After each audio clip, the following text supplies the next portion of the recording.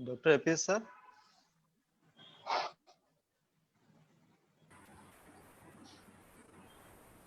Good afternoon all. आप सभी को बहुत बहुत नमस्कार।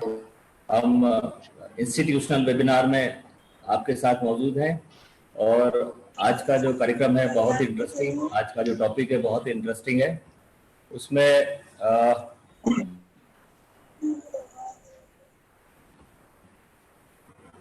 आज के इसके वेबिनार का जो टॉपिक है वो साइबर सेफ्टी और सिक्योरिटी, इस बहुत ही इंटरेस्टिंग टॉपिक के ऊपर आज हम लोग यहाँ इंस्टीट्यूशनल वेबिनार करने जा रहे हैं। हमारे बीच में मौजूद हैं इस टॉपिक के विशेषज्ञ श्री गौरव रावल जी। आप यहाँ पुलिस ट्रेनिंग सेंटर में इंदौर में आप यहाँ के विशेषज्ञ ट्रेनर हैं, स्पेशलिस्ट ट्रेनर हैं आप। और आज के इस कार्यक्रम के हमारे मॉडरेटर डॉक्टर श्री श्रीवास्तव जी रहेंगे, जो कि हमारे स्वास्थ्य डिपार्टमेंट के हेड ऑफ द डिपार्टमेंट हैं। हमारे बीच में संस्था के प्राचार्य डॉक्टर सतीश चंद्र शर्मा जी भी मौजूद हैं। तो इस कार्यक्रम का आरंभ जैसा कि हम भगवान धन्वंतरी के पूजन से करेंगे, इसके लिए मैं आग्रह करूंगा हमारी छात्रा कुमारी शिवानी चौरसिया को कि भगवान धन्वंतरी की वंदना से इस कार्यक्रम का आरंभ करें। Shivani. Yes sir.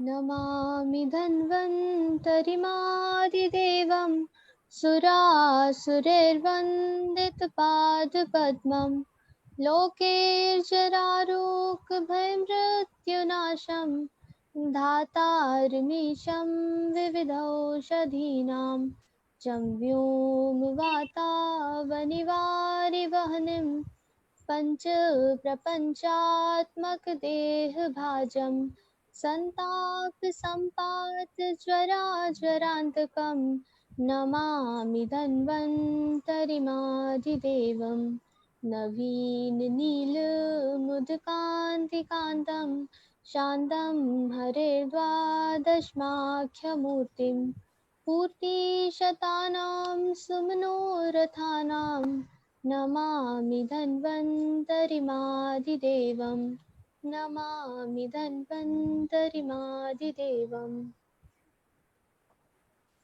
Thank you Shivani. Thank you.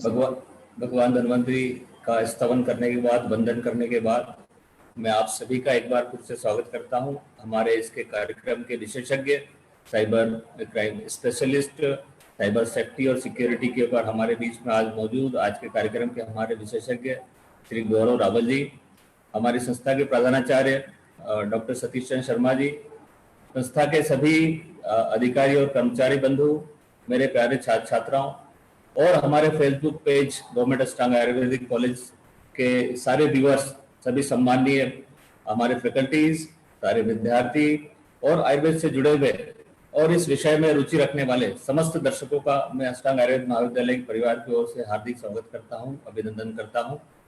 जैसा कि आप जानते हैं आज का जो विषय है वो साइबर सेफ्टी और सिक्योरिटी पर है। इस कार्यक्रम में मैं अब आदरणीय प्रधानाचार्य महोदय जी से, डॉक्टर सतीश चंद्र शर्मा जी से रिक्वेस्ट करूंगा कि वे इस अवसर पर हमें मार्गदर्शन दें। उसके बाद में मैं माइक जो है डॉक्टर श्री श्रीवास्तव जी को हैंड ओवर करूंगा, वे इस कार्यक्रम को आगे बढ़ाएंगे, मॉडरेट करेंगे। तो सबसे पहले डॉक्टर सतीश चंद्र शर्मा जी को रिक्वेस्ट करता हूँ इस अवसर पर अपने 2 शब्द।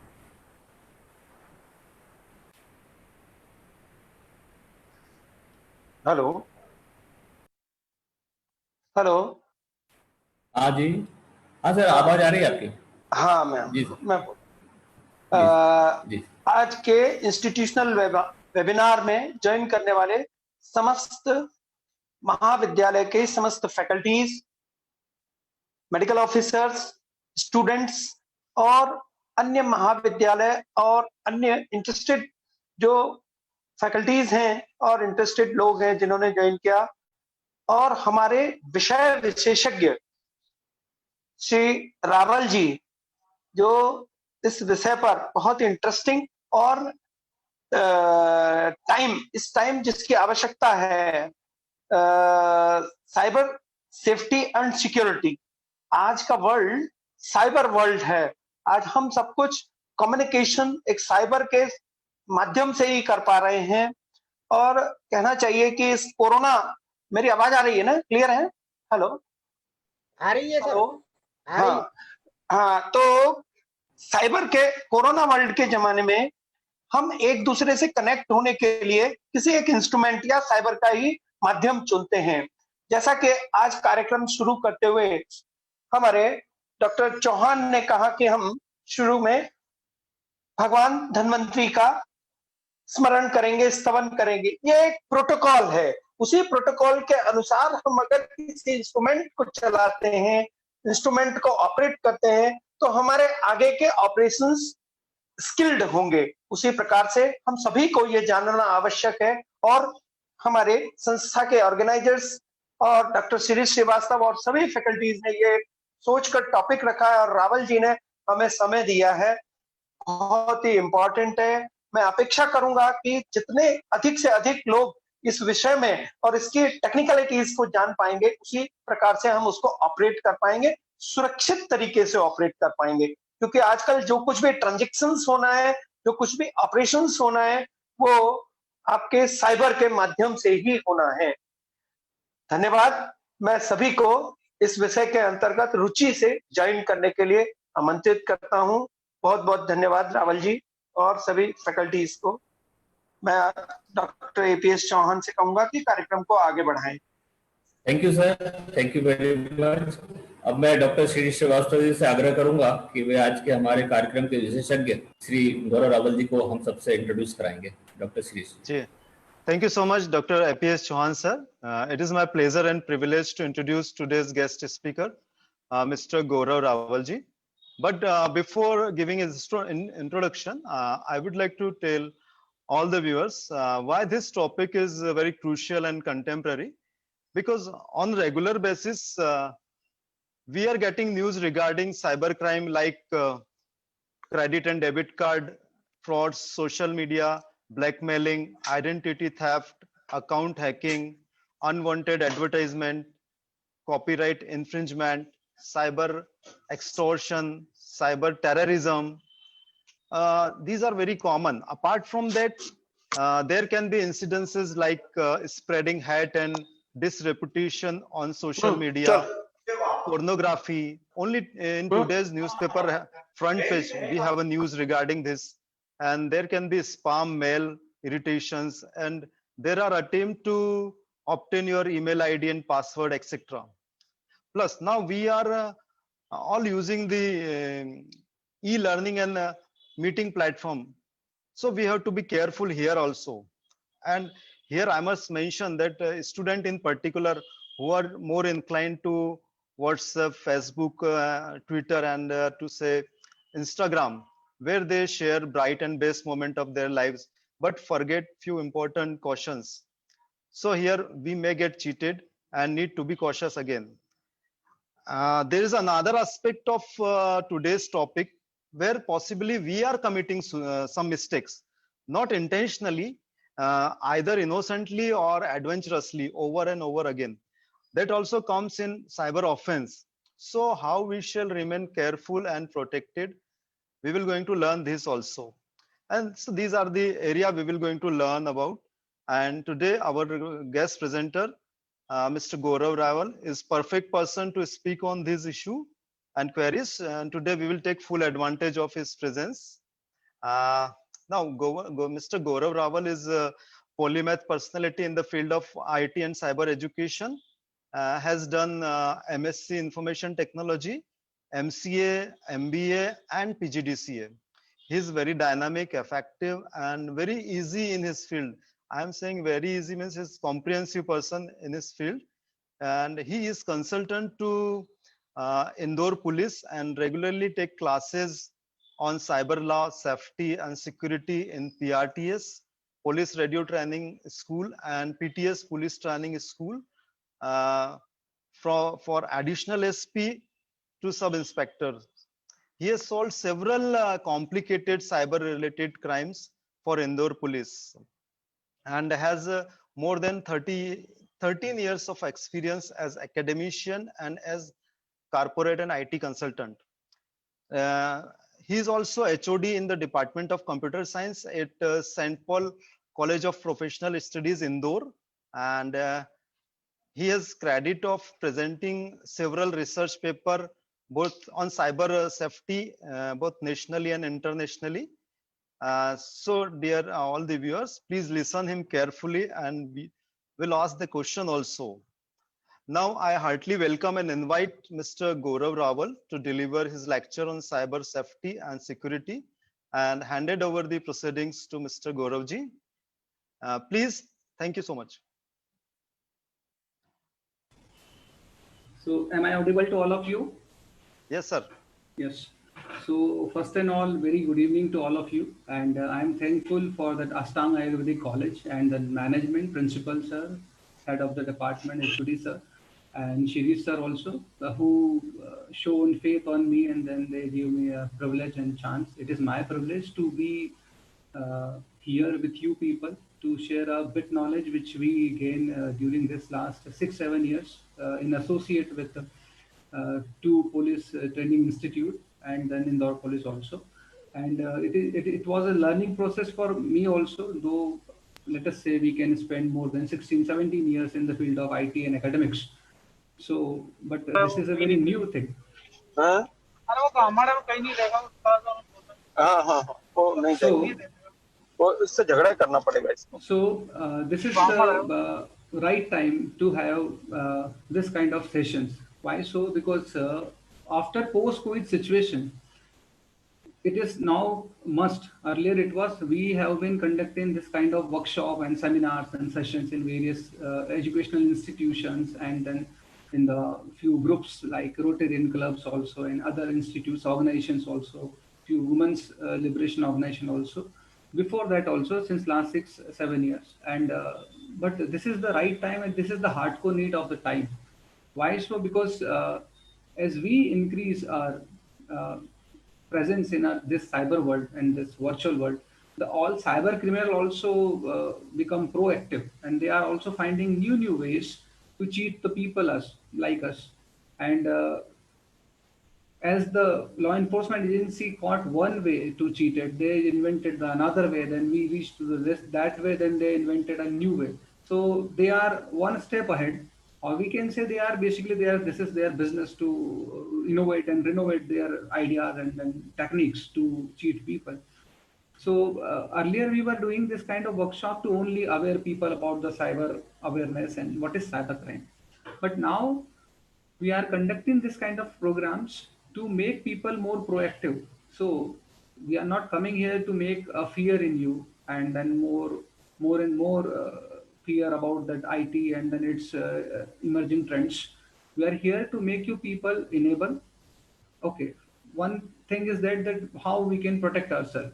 Second thing is if somehow we indulge ourselves and we find that we made an accident and we got cheated by someone through a cyber device or something, what would be the course of action? What would be the steps we have to follow to overcome this damage? So if you would permit me that I would like to share some PPT, I bring some PPTs. So as I think I can have that screen share option here. Yeah. So You can. Is it visible to all of you? Yes, sir. Okay, fine. So now we will start that presentation. So today is our topic. We know that cyber safety and security. Before that, I would like to discuss with you people what is cyber and cyber crime. So we start with these things. See, human networking and human life never like this before. Now, even that FBI also reported there are 300% increasing of the use of internet worldwide, 300%. And India is also part of that world universe. So we are also shifted from 35 to 40%. Now we are 75%. We increase our presence in online or virtual presence. So now we have to, this is the hardcore need of the time. That we supposed to take some proactive measures by which we can protect ourselves, make them other also safe.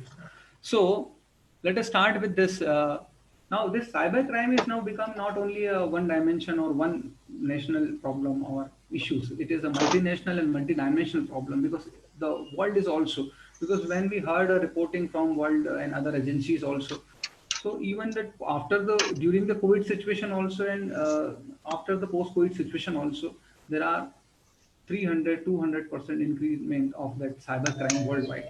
And India is also not affected, remain not affected with that. So we will start with that.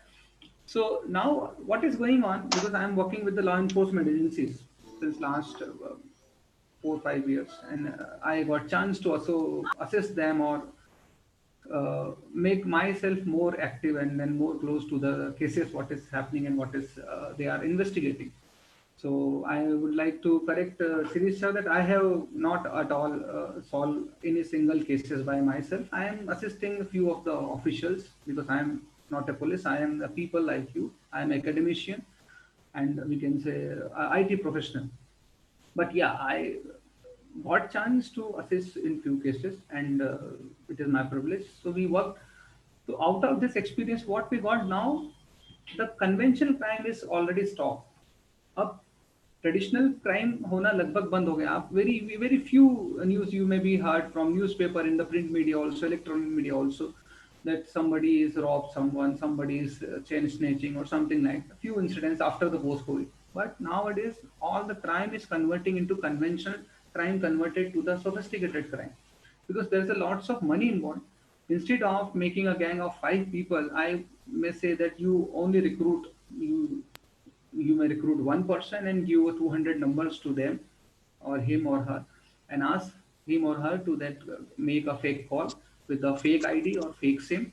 बोल चाय वाय पिला दो. If one person is चाय नमकीन also नहीं तो चल रहा है ना, track चलने दो. at least 4 or 2 people a day with the cheat of 2,000 rupees, 6,000 rupees per day. You can imagine of what is the revenue will be generated after 30 days. So it would be 1,80,000, and how much you have to pay to this that fellow or that person who is doing for fake call for you, only 6,000 rupees per month. So low investment, high output.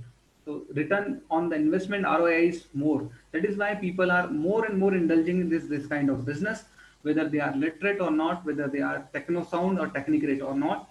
But this is the easy way to make money. They find somehow, and they are making got benefited with the few loophole of the technology. So and they are using the software with a different manner and different genre. So the same software which will be helpful for us, now it become a curse for us. So what is, so these are the crime nowadays very commonly committed by the people: financial fraud, cyber pornography, sale of illegal articles, violation of the Copyright Act, then online gambling, intellectual property crime, then email spoofing, and then cyber defaming to make the one reputation damage. So what is cyber crime actually? So see, since last 2000 तक तो हमारे पास law enforcement agency को भी पता नहीं था कि इस तरह से भी कोई क्राइम हो सकता है with the help of computer. तो हमने सबसे पहले जब हमने एक्ट बनाया जो इंडियन गवर्नमेंट ने IT एक्ट 2000, तब तक सिर्फ ये समझा जाता था कि साइबर क्राइम वो है जो सिर्फ और सिर्फ कंप्यूटर पे हो सकता है या उसके द्वारा किया जाता है.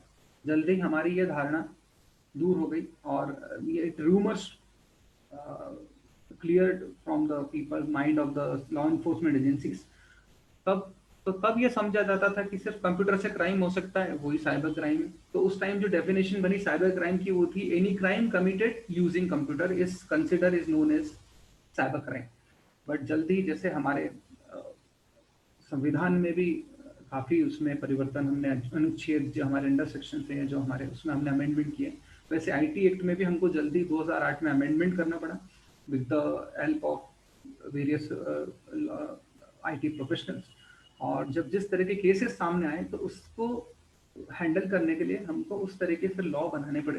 तो हमको पता चला कि ऐसे भी कोई क्राइम हो सकता है, ये भी इस क्राइम की कैटेगरी में आएगा. तो फिर हमने उसको एक नई डेफिनेशन दी. इन 2008 हमने IT एक्ट को अमेंड किया. तो अब जो भी हम एक्ट जो हम अप्लाई हो रहा है हमारे वहाँ वो हो रहा है IT एक्ट 2008 अमेंडमेंट. सो उसके अनुसार जो साइबर क्राइम की जो डेफिनेशन है वो है any crime committed using the functionality of electronic device. अब कंप्यूटर की जगह इलेक्ट्रॉनिक डिवाइस ने ले ली. अब इलेक्ट्रॉनिक डिवाइस का मतलब समझिए, it is not like that the lamp which is situated in front of me, this is also electronic device, a device which have a integrated chip the chip is also having or comprises with one computer program, one code, and naturally the code will be manipulated by anyone through a wired connection or wireless connection. So इस तरह के जो भी device हैं जिनमें कोई chip लगी है और चिप में कोई कंप्यूटर प्रोग्राम है, जैसे आपकी fully automated washing machine, I am not talking about the semi automated, fully automated washing machine, microwave oven, your digital door locks, they may be hacked by wired or wireless connection. The security, other security locks which is governed and operated by the electronic device, वो भी अगर उसके through crime होता वो भी cyber crime कहलाएगा. Your smart TV, अगर आपके पास nowadays it is very common, we have a smart TV which is having a wireless connection.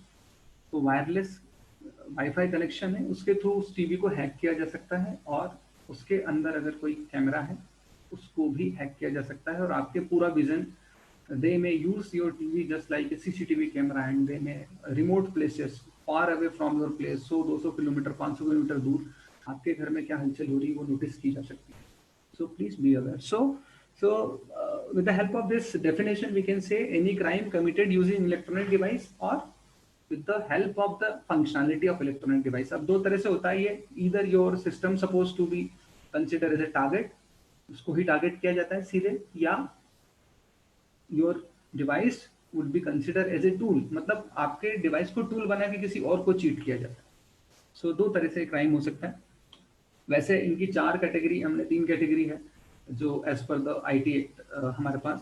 there are 3 types or classification of cyber crime is that cyber crime against individual, cyber crime against society, किसी community किसी caste के through विरुद्ध हो सकता है, cyber crime against organisation और nation.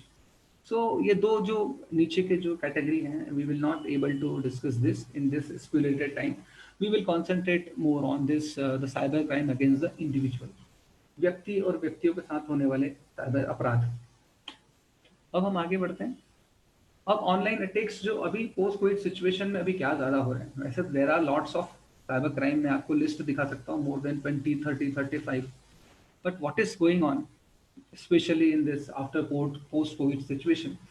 So these are the 4 type of crime which is reported by various law enforcement agencies, whether it is state cyber cell or crime branch or any other police station. So one is malware attack, one is ransomware, botnet attack, and keylogger attack also. So we will quick complete this, and then I would like to have more questions and queries. So it would be more better what you expected from me. See, I am coming here with the 40-45 minutes, but I wish that you have more queries, so I may try to solve those queries instead of that what I am coming or bringing with me to present you. So I am just quick taking what is malware. Malware is it is a combination of 2 words. One is malicious and one is software. So the amalgam of 2 words, malicious software equals to malware. So malicious means Hindi में we can say that कलुषित software, जिसको हम बोल सकते हैं. कलुषित software means the software which is having the ill intentions, means जिस पे ऐसा intention हो कि जिसकी वजह से लोगों को चीट करने के लिए बनाया हो. उसके लिए IT एक्ट की हमारी अंडर सेक्शन है, सेक्शन 66 एंड 66A. इसके थ्रू यहाँ पर अपराध कायम होता है और यहाँ पे ऑफेंस बनेगा अगर कोई इस तरह का मालवेयर किसी के सिस्टम में प्रवेश करता या कराता है. तो हमारा IT एक्ट बोलता है कि ऐसे व्यक्ति को अंडर सेक्शन 66 और 66F के अंडर उस पर ऑफेंस बनेगा. अब ये कैसे होता है, मालवेयर बनाना कैसे या कैसे भेजे जाते हैं? तो नेचुरली जो मोस्ट कॉमन विजिटेड प्लेसेस हैं, भाई सीधी सी बात है, अगर मुझे कोई वायरस किसी सिटी में फैलाना है, what I suppose to do, what I will do, मैं जहाँ पर बहुत ज़्यादा मास गैदरिंग होती है, जहाँ पर बहुत ज़्यादा लोग इकट्ठा होते हैं, तो वहीं पर जाकर इसको फैलाऊंगा ताकि ज़्यादा से ज़्यादा लोग अफेक्टेड हों और उससे प्रभावित हों. तो the most common visited sites are songs की कोई साइट है, एक हमारे पास songs.pk, अगर आपने नोटिस किया. ठीक, कभी आपने ये सोचा नहीं what is the meaning of songs.pk? ये pk जो एक्सटेंशन है, डोमेन है, दिस इज फॉर पाकिस्तान. सो आपको क्या लगता है कि जब हमारे यहाँ के जितने आर्टिस्ट हैं, they are not even permitted to go over there and perform well, so after the performance or before the performance they are not supposed to go over there in Pakistan.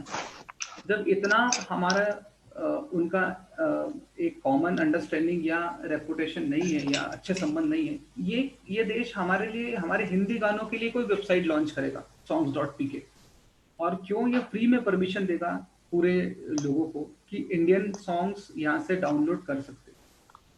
तो there is something misery, something fishy. ये लोगों को समझना चाहिए कि इन तरह की sites पर ज़्यादा से ज़्यादा वायरस या मालवेयर डाले जाते हैं ताकि सॉन्ग के बहाने यंगस्टर हैं या जो आप लोग हैं कोई ओल्ड मेलोडी सुनने के लिए इन साइट्स पे जाएं, डाउनलोड करें और उसके साथ कोई अटैचमेंट में एक मालवेयर सॉफ्टवेयर अपने डिवाइस में इसमें डाउनलोड कर लें, और वो सॉफ्टवेयर क्या करेगा, वो उसके अभी हम टाइप हम देखेंगे मालवेयर के। So these are the types of malware. अगर हम बात करें तो एक हमारे पास एक्सप्लॉइटेड ये किट एक होता है मालवेयर। ये क्या करता है, ये आपके डिवाइस में जितने सॉफ्टवेयर डले हैं उनकी वनरेबिलिटी, मतलब उनकी जो कमजोरियां हैं उनको पकड़ के उनको अफेक्ट करता है। दूसरा हमारे पास होता है वायरस, हमको पता ही है। वॉर्म्स होते हैं, ये ऑटोमेटिकली फैलते जाते हैं, डुप्लीकेट ट्रिप्लीकेट होते जाते हैं। देन एडवेयर, ट्रोजन जो होता है ये छुपा हुआ रहता है बहुत टाइम तक, तो अफेक्ट नहीं करता है। देन जब अटैक करता है तो आपका पूरा डेटा सीज कर देता है। देन रूट किट, ये deep hides deep in the PC, आपके पीसी में इतना छुपा रहता है आपको पता नहीं होता, आप उसको ढूंढ नहीं सकते कहाँ इंस्टॉल्ड है। Then spyware software, blended threat, एक मल्टीपल मालवेयर होता है जो बहुत अलग अलग एप्लीकेशंस पे अटैक करता है। तो आपको थोड़ा सा ध्यान रखना है जब भी आप कोई अनसॉलिसिटेड मेल या अनसॉलिसिटेड कोई लिंक आपको आती है, अनचाही लिंक, अनचाही मेल जो आपने नहीं बुलाई है या रिलायबल सोर्स से आती है या अननोन सोर्स से आती है जिसको आप नहीं जानते, जिस व्यक्ति को उसने आपको मेल किया है और वो आपसे बोल रहे हैं कि प्लीज डाउनलोड दिस फाइल, और अगर आप उसको डाउनलोड करते हैं then you will be in trouble. Next हम बात करते हैं जल्दी से मालवेयर प्रिवेंशन। अब मैं यहाँ पर ये नहीं आया हूँ कि मालवेयर क्या होता है और ये कैसे है, हम यहाँ पर इसलिए इकट्ठे हुए हैं कि how we can do something against this. तो कैसे प्रोटेक्ट हो सकते हैं, तो हम जल्दी जल्दी देखते हैं। Make sure that you are using a good antivirus. See we have to make a safe mentality. अभी तक हमारे में क्या है कि हमारे पास एक सेफ्टी माइंडसेट नहीं है। We are capable of to purchase 30,000 computer और लैपटॉप ऑफ 70,000, लेकिन हम 300 रुपए का एंटीवायरस डलाने की मेंटालिटी नहीं है हमारे में। हम 25,000 का मोबाइल खरीदते हैं, 20,000 का मोबाइल खरीदते हैं, लेकिन हम 150 या 200 रुपए का एंटीवायरस हमारे मोबाइल में नहीं डलाते। अभी तक तो ये चलता था पोस्ट प्री कोविड सिचुएशन में, तो क्योंकि हमारा मोबाइल से इंटरनेट 30 या 20% यूज करते थे ओनली फॉर मेल और ओनली फॉर व्हाट्सएप, और डेस्कटॉप और लैपटॉप ज्यादा यूज करते थे। But after post Covid situation ये इससे रिवर्स हो गया है, जो पैराडिग्मा शिफ्ट हुआ है।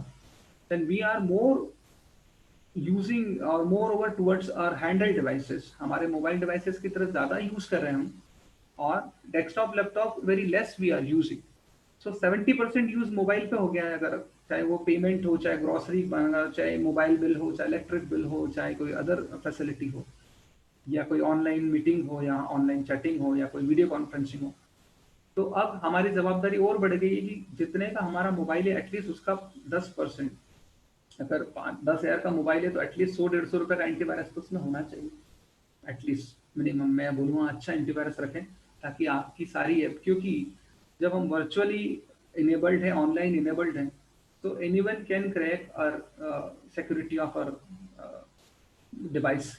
और जब जैसे ही वो हमारे कमरे में घुसेगा, सपोज आपके पास एक पर्स है, आपके पास अपने डॉक्यूमेंट है, लीगल डॉक्यूमेंट है, लाइसेंस है, पेटीएम है, आपका एटीएम है, आपका पैन कार्ड है, ये सारा आपने संभाल के रख दिया है अपनी कार में और कार को लॉक कर दिया।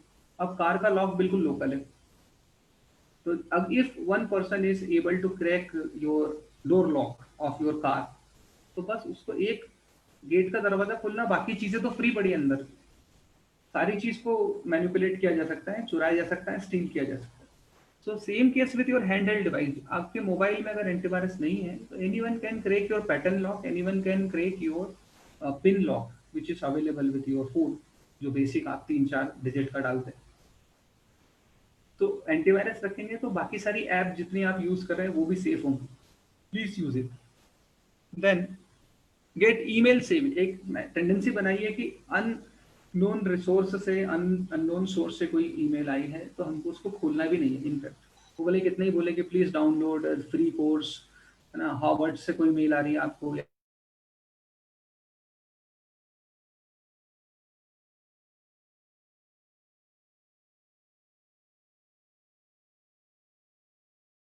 या कहीं और आईआईटी मुंबई कोई कोर्स चला रहा है या कोई। So if you will use then, so next, be aware of fake technical support. अभी ये क्या किया है, जितने साइबर क्रिमिनल्स हैं जो हम अभी केस देख रहे हैं, ज्यादातर रिपोर्ट हो रहे हैं after the post Covid situation, they registered their, all the criminals, cyber criminals registered their fake number on the Google on the name of the reputed companies, technical support or customer care or their helpline numbers। उनके नाम से इन्होंने अपने number save कर रखे हैं। और हमारे पास केस कैसे आ रहे हैं कि one lady called for a grocery, कि उसने कोई ग्रॉसरी मंगाई थी, लेटेस्ट से इंदौर का ही केस है, डीमार्ट से। तो उन्होंने फोन लगाया कि डीमार्ट को कि हमको ये सब सामान चाहिए, उन्होंने कहा ठीक है आ जाएगा। After 2 days her neighbor got the parcel but she could not get the parcel, and what she did, she called, she just searched the number of DMart on Google and then randomly she called on that number. The number was off, nobody replied, and after 5 minutes she got a call on her mobile that you called us. So she asked, are you calling from DMart? And the person was telling, yes, I am calling from DMart. Yes madam, may I help you? उन्होंने बोला कि I ordered a few grocery items and my neighbor got the parcel, and with the same time we placed the order, but she got her order but I could not get my order, so हमारा parcel कब आएगा? उन्होंने बोला कि madam एक काम करिए, I'll help you out, हमारा एक ऐप है तो मैं आपको मोबाइल पे गाइड करते जाता हूँ, वो ऐप आप डाउनलोड कर देगा and then you yourself will be able to find out the location of your parcel. So what she did, she obey the fellow, the person, जैसा बोलते गया वैसे वैसे उन्होंने डाउनलोड कर लिया। That software was nothing, it software was remote access software. देखिए 3-4 software भी बहुत चल रहे हैं। क्विक एक्सेस नाम का एक सॉफ्टवेयर है, एक एनीडेस्क नाम का सॉफ्टवेयर है, एक टीम व्यूअर नाम का सॉफ्टवेयर है। सो ये जो सॉफ्टवेयर है, actually this software is not malicious. ये सॉफ्टवेयर किस लिए बनाए गए थे? बड़ी बड़ी companies if they wish to do give some technical support to their client. Bangalore की कंपनी से मैंने कोई सॉफ्टवेयर खरीदा है 25 लाख रुपए का और मैंने अपने कंप्यूटर में डाला है, अपनी कंपनी में, अपने कॉर्पोरेट में, ऑर्गेनाइजेशन में, and if we are finding some difficulty, तो बेंगलुरु से तो कोई पर्सन आएगा नहीं सुधारने, तो वो क्या बोलते हैं कि ये एक रिमोट एक्सेस सॉफ्टवेयर है, आप इसको एप्लीकेशन करके एक नंबर आएगा वो बता दीजिए, then your machine will be remotely accessed by them. तो वो सॉफ्टवेयर था वरदान कि भाई वहीं बैठे बैठे वहां का इंजीनियर आपके कंप्यूटर को ठीक कर देता था या वो जो एरर आ रही वो दूर कर देता था उस सॉफ्टवेयर में। But now this criminals are using that वरदान एज ए कर्स, इसको श्राप की तरह यूज कर रहे हैं हमारे अगेंस्ट। तो उस लेडी ने जैसे ही ये बताया, इंस्टॉल किया सॉफ्टवेयर, उसका मोबाइल की मिररिंग हो गई, मतलब वो पर्सन वहीं से वो पूरा मोबाइल ऑपरेट कर पाया और उसने 20-20 हजार करके 3 बार में 60,000 रुपए निकाल लिए। And that lady was also working in a corporate and she was also literate one. Then somehow she got my number and उन्होंने मुझे कॉल किया, फिर हमने कंप्लेन कराई। The same case with one girl who is living in the Jabalpur. उन्होंने first lockdown period में she was calling for one veterinary doctor and she searched the number on the Google and that fellow picked the phone and then they said yes madam may I help you। उन्होंने बोला कि मेरे जो भी उनका पालतू पेट था उसकी तबीयत खराब है, तो उन्होंने बोला कि एक 10 रुपए का फॉर्म है आप भर दीजिए and then we will be send someone. तो 1.5 आवर में कंसल्टेंट आपके वहाँ आ जाएगा और देख के चले जाएगा उसको। तो उन्होंने बोला फीस, बोले वो जब आप घर आएंगे तभी देना, अभी सिर्फ फॉर्म भर दीजिए। That form was nothing, it was a link attached with a malware। तो जैसे ही इन्होंने फॉर्म सबमिट करा, इनका पूरा मोबाइल हैक हो गया इस लड़की का। उसने भी ऐसे ही किया, 20-20 हज़ार करके 80,000 उनके अकाउंट में से निकाल लिया। सो we have to very careful about this kind of fake technical support, especially on Google कोई देवता नहीं है, it's a financial platform। आप भी आपका नंबर या मैं खुद अपना नंबर गूगल पर रजिस्टर्ड करा सकता हूँ, official number of Ashtanga Ayurvedic college. Google मुझसे नहीं पूछने वाला है कि आप अपना एफिलिएशन बताइए कॉलेज का या दिल्ली की परमिशन बताइए, they will not ask. So it is very easy nowadays. तो इन क्रिमिनलों ने इस तरह से किया, आप इसको ध्यान रखें। Next, keep internet activity relevant. जब तक जरूरत ना हो नेट पे ना जाएं, सिर्फ शौकिया तौर पे ऐसे ही सर्फिंग ना करें। Then log out at the each day. अभी क्या होता है जब हम हैंडहेल्ड डिवाइस यूज करते हैं आप और मैं, तो मेरा भी फेसबुक लॉगिन है यहाँ पर, मेरा जीमेल भी लॉगिन है, मेरा लिंक्डइन अकाउंट भी लॉगिन है। तो हम क्या करते हैं कि जब तक देखते हैं उसको फिर बंद करते हैं, लॉग आउट तो कभी करते ही नहीं, स्पेशली मोबाइल में, लैपटॉप्स में। तो हमको लगता है कि बार बार कौन पासवर्ड डालेगा। 4 अकाउंट है मेरे पास एक इंस्टा है, मेरे पास एक फेसबुक है, मेरे पास एक जीमेल है और एक लिंक्डइन है। These 4 accounts I am having with the same name, Gaurav Rawal official. तो मैं सोचता हूँ 4 बार, और चारों के पासवर्ड भी मुझे अलग रखना है, तो मैं 4 बार क्यों एफर्ट्स करूँ। ये सोच के अगर मैं उनको लॉगिन ही रखता हूँ, if one fine day my mobile will be hacked by someone, वो चारों डिवाइस में जाकर चारों अकाउंट को की चाबी भी मिल गई उनके पास, क्योंकि उसके तो मैंने ताले लगाए नहीं, वो तो लॉक किया ही नहीं मैंने वाली ऐप। तो मैंने तो सिर्फ इस पर पैटर्न लॉक लगा रखा है या सिर्फ पिन डाल रखा है जो मेरे डिवाइस में। सो प्लीज मेक श्योर कि आप जब भी जिस अकाउंट में जाएं उसको लॉग ऑफ भी करें। Next, up your password standards. देखिए, अब पासवर्ड के लिए भी मैं थोड़ा सा आपका रूमर ब्रेक करता हूँ। If you are thinking that you are using only alphabetical password, तो ये पासवर्ड 4 से 5 घंटे में तोड़ा जा सकता है अगर सिर्फ उसमें अक्षर है, वर्ण है। If you are using alphabet plus numeric उसमें अक्षर भी हैं, 1/37 और A/37 समथिंग लाइक दैट, तो अल्फाबेट भी है, ये भी 8 से 10 घंटों में क्रैक किया जा सकता है। If you are using so called strong password with the minimum 8 digit, with alpha numeric, with upper case, lower case, with special character like colon, semicolon, right slash, backslash, angle bracket, curly bracket, ampersand, underscore, hyphen, ये सब भी अगर आप लगाते हैं, ये password भी 30 दिनों के अंदर तोड़ा जा सकता है। तो what do you think, this password is not cracked by the people like you and me, this is the software working. आजकल सॉफ्टवेयर आ गए पेड वर्जन, वो software lakhs and crores of permutation combination apply to crack your software, your password. So 30 दिन के अंदर वो कितना भी strong password है तोड़ा जा सकता है। What it means? It means is every 30 days you have to change your password, all password, whether it is Facebook, whether it is Gmail, whether it is Instagram, whether it is LinkedIn, whether it is any other account. तो आपको ये सारे account हर 30 दिन में एक slide सा change करना है, पर करना पड़ेगा। भले एक अल्फाबेट आगे पीछे कर लो, लास्ट में अगर आप न्यूमेरिक कुछ करते हैं तो उसको बढ़ाते चलो 1 से लेके 12 तक। आई वुड प्रेफर कि आप at the beginning of the year, साल के शुरुआत में ही 12 पासवर्ड बना के रख लो एक डायरी में। आपको ये करना है at the end of every month ये पासवर्ड बदल देना। और आपको पासवर्ड ऐसा भी नहीं करना है कि कई लोग ऐसा करते हैं कि इस महीने का ये पासवर्ड, अगले महीने का नया, फिर 3rd मंथ में वापस फर्स्ट वाला repeat. No, never repeat your past 2 password. पिछले 2 पासवर्ड आपको आगे रिपीट नहीं करना, नहीं तो वो सॉफ्टवेयर वो भी पकड़ लेता है। तो आपको हर महीने नए पासवर्ड डालना है। प्लीज मेक श्योर कि आपका पासवर्ड स्ट्रॉन्ग रहे। Then only access secure site. अब ये कैसा होता है सिक्योर साइट? देखिए, कोई भी वेबसाइट जब आप खोलते हो, भारत सरकार इनको एक प्रमाणन करने के लिए एक सर्टिफिकेट देता है, इसको हम बोलते हैं SSL सर्टिफिकेट। ये क्या होता है? इसको बोलते हैं सिक्योर सॉकेट लेयर। तो सिक्योर सॉकेट लेयर सर्टिफिकेट जब मिलता है किसी वेबसाइट को, उसके बाद ही उस वेबसाइट के आगे HTTP के बाद S लगता है। S is stand for that website has already got secure socket layer certificate। SSL certificate है इस वेबसाइट के पास। So this website supposed to be or claim more safe as compared to, इसका मतलब ये नहीं कि सिर्फ SSL होने से वो बिल्कुल सेफ हो गई, there is chance that ये भी क्रैक की जा सकती, लेकिन अमूमन नॉर्मल कोर्स में अगर किसी वेबसाइट पे www.http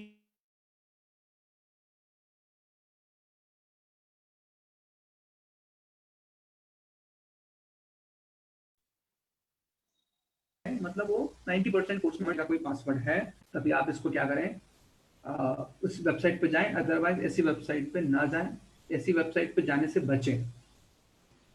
एंड लास्ट हमारे पास keep your operating system up to date. देखिए मैं फिर वही बोलने वाला हूँ कि हमारे पास क्या है, इंडियन लोगों में एक सेफ माइंडसेट की मेंटालिटी अभी तक डेवलप नहीं हुई। हम लोग इसलिए 30,000 का लैपटॉप खरीदते हैं, और 30,000 का या 35,000 का लैपटॉप खरीदने के बाद हम जो वेंडर रहता है जिससे हमने कंप्यूटर जो परचेस जिसने हमको किया है, जिससे हमने परचेस किया है, उससे हम बार्गेनिंग करते हैं कि नहीं भैया देखिए 30,000 का कंप्यूटर मैंने तो ले लिया, डेस्कटॉप या लैपटॉप, ऑपरेटिंग सिस्टम मुझे क्रैक वर्जन का चाहिए। 30,000 आपने लगा दिए मशीन के लिए, लेकिन जो उसके प्राण है, आत्मा है ऑपरेटिंग सिस्टम, वो आप चोरी का चला रहे हैं, क्रैक वर्जन चला रहे हैं, अनसिक्योर चला रहे हैं। तो 3,000 का ऑपरेटिंग सिस्टम आता है लीगल, जिसको रजिस्टर्ड कॉपी बोलते हैं, जिसको हम बोलते हैं जेन्युइन विंडोज कॉपी, अगर विंडोज ऑपरेटिंग सिस्टम आप यूज कर रहे हैं। तो I would suggest, I would prefer, I would advise you that please do use genuine software operating system. आप legal certified copy, genuine copy use कीजिए। 3,500 से ज्यादा का नहीं पड़ता, 4,000 के अंदर पड़ता है। पर 40,000 का लैपटॉप डेस्कटॉप खरीदने हैं तो हम 4,000 रुपये और खर्चा करने की कैपेसिटी, क्योंकि ये तो सब शरीर है, डिवाइस, मेन आत्मा तो उसकी ऑपरेटिंग सिस्टम है। आत्मा ही हमने चोरी के उधार के लिए रखी। पेन, शरीर तो वैसे ही ऑपरेट करेगा जैसी आत्मा चलेगी, और आत्मा ही सेफ नहीं है तो फिर शरीर का क्या काम है। So please make sure that. एक जल्दी से हम चलते हैं क्विक। स्पायरवेयर सॉफ्टवेयर होते हैं, ये भी ऐसे सॉफ्टवेयर होते हैं जो अनचाहे आपके डिवाइस में, कंप्यूटर में आ जाते हैं। वंस दे आर कमिंग, हमारे पास कोई अदर वे नहीं है जानने का कि ये हमारे कंप्यूटर में आ चुके हैं, तो ट्राई करें। और ये अभी ऐसे ही मालवेयर की तरह आते हैं, किसी अटैचमेंट के थ्रू, किसी फाइल के थ्रू आ जाते हैं। तो इनसे बचने के लिए यही है कि हम अननोन जगह पर, अननोन वेबसाइट पे विजिट ना करें, अननोन लिंक पे क्लिक ना करें। कोई भी अननोन सॉफ्टवेयर अपडेट आता है, हमको कई बार पॉपअप होते हैं ऐसे मैसेज डेस्कटॉप पे कि आपका ये वाली ऐप का नया अपडेट आ गया है, प्लीज कर लीजिए। Please avoid that. सो ये स्पायवेयर सॉफ्टवेयर क्या करते हैं, आपके लॉगिन पासवर्ड चुरा सकते हैं, आपके क्रेडेंशियल चुरा सकते हैं, आपके फाइनेंशियल। सो इनसे बचें। इनसे बचने के लिए क्या कर सकते हैं, सबसे पहले ये कर कैसे पाते हैं। देखिए जब ये टेक्निक यूज की जाती है मलिशियस सॉफ्टवेयर भेजने की, तो ये हैकर लोग क्या करते हैं, आपको एक साईं बाबा का फोटो भेज दिया, कैलेंडर भेज दिया, कोई अच्छा सा वॉलपेपर, आपकी फेसबुक वॉल पे वो गए और देखा कि आप काफी नेचर के क्लोज हैं, तो कोई सीनरी भेज दी आपको बढ़िया सी माउंटेन की। वो सीनरी में कोई इश्यू नहीं, लेकिन उसके साथ एक मलिशियस सॉफ्टवेयर अटैच करके भेजा गया है।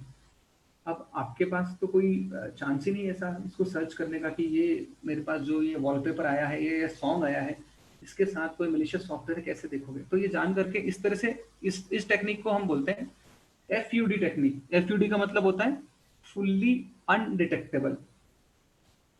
इतने होशियारी से भेजा जाता है कि ये जो आपको अटैचमेंट भेजा वो तो सही है, लेकिन उसके साथ एक मलिशियस सॉफ्टवेयर भी भेजा गया है।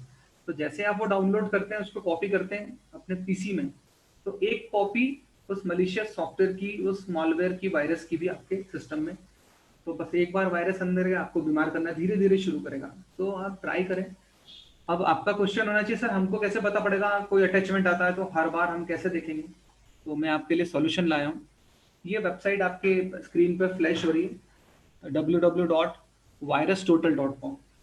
कोई भी अटैचमेंट या कोई भी वेबसाइट अगर आपकी आई है, राइट, आपको देखना है कि ये अटैचमेंट जेन्युइन है कि नहीं है, तो आप क्या करें, URL जो रहती है उस वेबसाइट के ऊपर की, उसको कॉपी करके इस वेबसाइट पे जाकर यहाँ पर इसको पेस्ट कर दीजिए। ये वेबसाइट खुद बता देगी। अच्छा, ये वेबसाइट जब इसको खोलोगे डिटेल, तो आप इस वेबसाइट पे जाके पता चलेगा कि इसमें 20 डिफरेंट एंटीवायरसेस की जो डेफिनेशन है, डेफिनेशन मतलब 20 तरह के वायरस को मारने की जो दवा है, वो इसके पास है। तो 20 अलग अलग एंटीवायरस की जो डेफिनेशन है, वायरस डेफिनेशन मतलब जो अलग अलग एंटीवायरस ने 20 तरह के वायरस डिफाइन कर रखे हैं, ये उन सारे वायरसों को डिटेक्ट कर लेता है। तो आप वो जो मलिशियस आपकी जो है उस पर जाकर इसको कॉपी करिए, ये खुद बता देगा आपको कि इसमें वायरस है या नहीं है। अगर ये बताता है कि वायरस फ्री, आप उसको डाउनलोड कर लीजिए। अगर वो बताता है कि there is some malicious attachment in your URL, फिर आप उसको कभी भी कॉपी मत करिए। So this is the way. एक हमारा रैंसम अटैक होता है, ये स्पेशली कंपनी कॉर्पोरेट्स में बहुत होता है, आपका डेटा चुरा ले जाता है। और कुछ रैंसमवेयर के नाम बता रहा हूँ मैं कि सैम, ल्यूक है, प्योर लॉकर है, जैपलिन है। ये ज़्यादा टेक्निकल में नहीं बताना चाहता, लेकिन हाँ ये इस तरह के कोई नाम आए, मैं इसलिए नाम बता रहा हूँ। तो इस तरह की कोई यूआरएल या नाम से रिलेटेड मिलता जुलता नाम आए तो आप थोड़ा सतर्क हो जाएं, इन पर जाने से, इन पर क्लिक करने से बचें। अब रैंसमवेयर से बचने का तरीका क्या है? सबसे बड़ी बात वही है कि कोई अननोन लिंक पे क्लिक ना करें, कोई अनट्रस्टेड मेल आई किसी विश्वास के व्यक्ति ने नहीं भेजी, उसको ओपन नहीं करना है। Then only download from sites you know, मैंने वही बताया जो ट्रस्ट, जिसपे HTTP के बाद एस लगा वहीं से, ऑफिशियल वेबसाइट से। Then avoid giving out the personal data. अभी ये बड़ा वेबिनार का बड़ा हम इस अभी पोस्ट कोविड के बाद बड़ा एक बाढ़ से आ गई। सारे इंस्टीट्यूशंस, ऑर्गेनाइजेशंस सभी ऑनलाइन प्लेटफॉर्म पे, वर्चुअल प्लेटफॉर्म पे वेबिनार्स मतलब सेमिनार्स कर रहे हैं in the form of webinar, क्योंकि वेब पे कर रहे हैं तो वो वेबिनार का नाम दे दिया हमने उनको। तो ई वर्कशॉप्स की जा रही है, ई मीटिंग की जा रही है।